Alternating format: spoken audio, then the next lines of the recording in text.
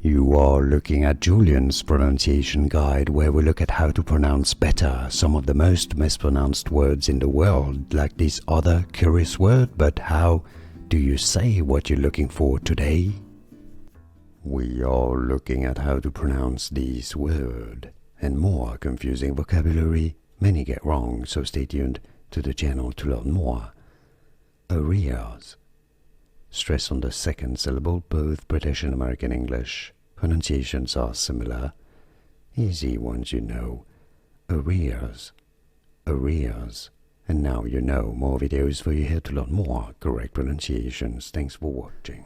Here are more videos on how to pronounce more confusing words and names too many mispronounced. Like this video if you found it useful. I appreciate your support. I'll see you soon and thanks for watching.